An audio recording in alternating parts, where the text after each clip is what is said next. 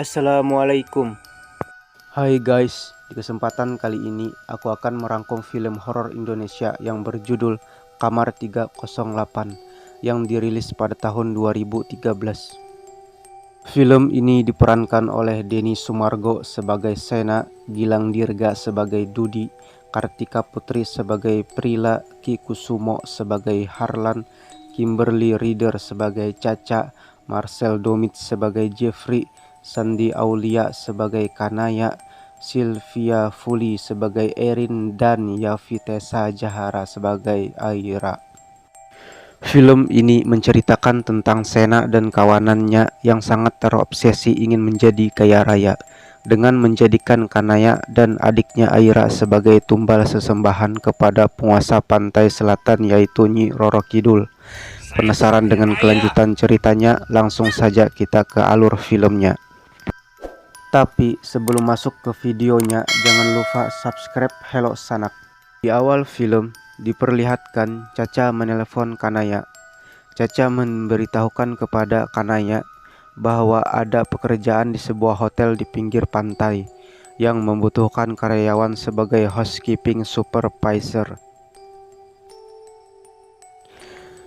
Ada sedikit rasa keraguan di wajah Kanaya, akan tetapi Caca dan Jeffrey berhasil membujuknya agar Kanaya mau menerima job tersebut. Mereka pun memulai perjalanan menuju hotel tersebut. Setelah sampai di hotel, Kanaya tersenyum manis kepada GM hotel tersebut yang bernama Sena. Sena ialah teman Kanaya saat kuliah dulu.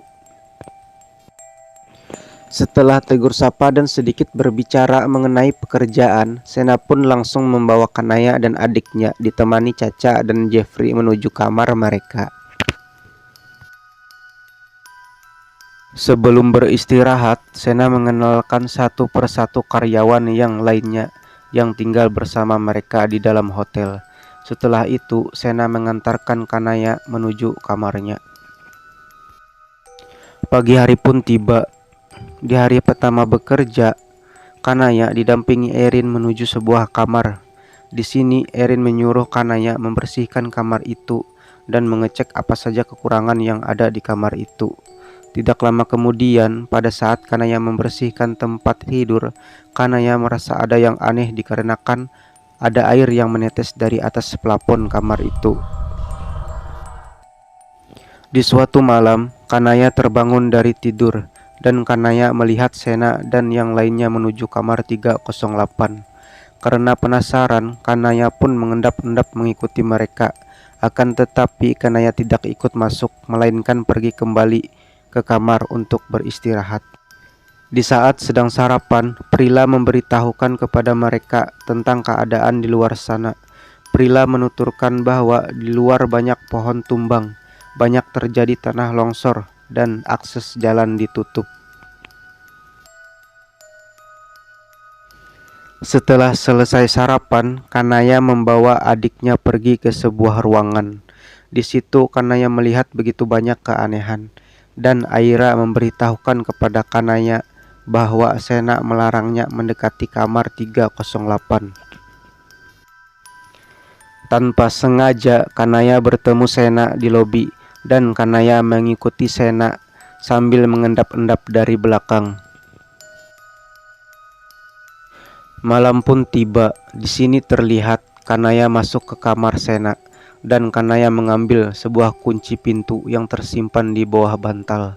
Setelah itu, Kanaya langsung menuju kamar 308 dan dia langsung membuka pintunya. Setelah itu, Kanaya melihat-lihat isi dalam ruangan dan sembari memperhatikannya.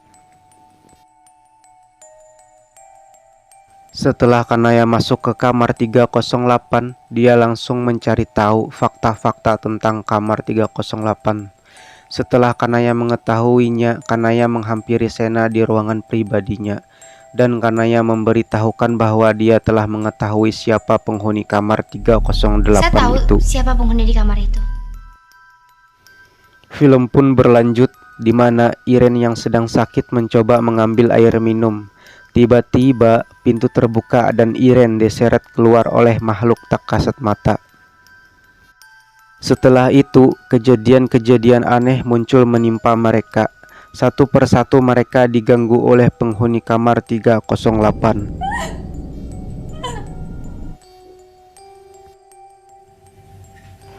Di sini terlihat di mana Prila terheran dengan seisi ruangan yang sangat berantakan secara tiba-tiba, dan ia terkejut melihat Irene berubah menjadi sosok yang menyeramkan layaknya hantu.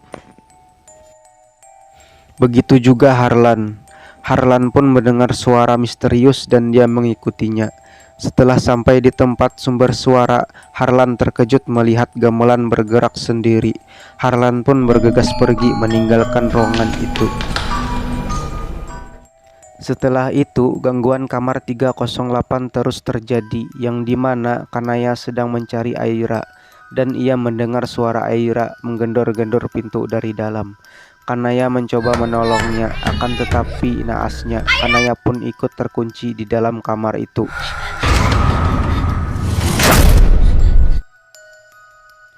Di sini terlihat di mana Dudi sedang panik dikarenakan ia mendengar suara misterius juga. Setelah mengikuti sumber suara, Dudi terkejut di mana sebuah keris terbang menyerangnya.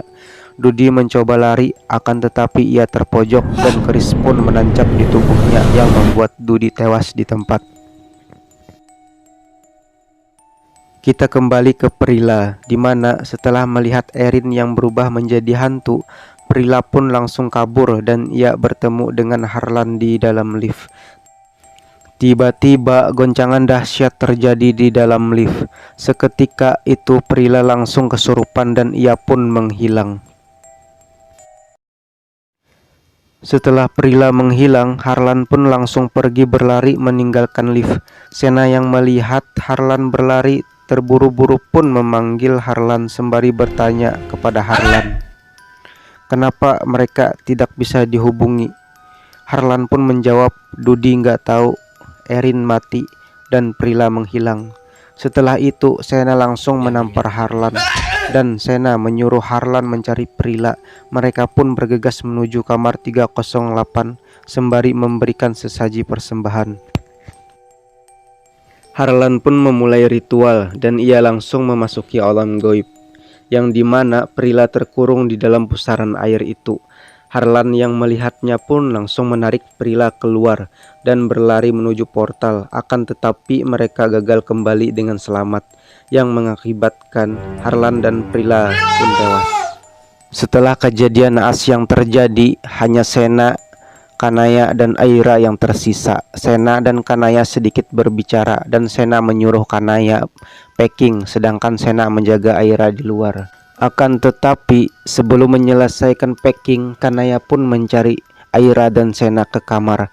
Akan tetapi Kanaya tidak menemukannya. Tak berlangsung lama HP Sena berbunyi. Rupanya Jeffrey menelpon dan Kanaya mengangkat telepon itu. Alangkah terkejutnya Kanaya mendengar perkataan Jeffrey bahwasanya Kanaya dan Aira dijebak dan akan dijadikan tumbal olehnya. Setelah mendengar hal itu, Kanaya pun pergi mencari Aira kembali, dan di tengah perjalanan Kanaya memasuki kamar Dudi, yang dimana di sana terdapat handycam Dudi. Lantas Kanaya mengambil dan melihat isi rekaman di dalamnya. Kanaya sangat terkejut dan bersedih melihat isi rekaman tersebut. Setelah melihat isi rekaman tersebut, Kanaya mengetahui semua yang direncanakan oleh Sena dan teman-temannya. Kanaya pun langsung bergegas menuju kamar 308 dan ia melihat Kanaya diikat oleh Sena di sana.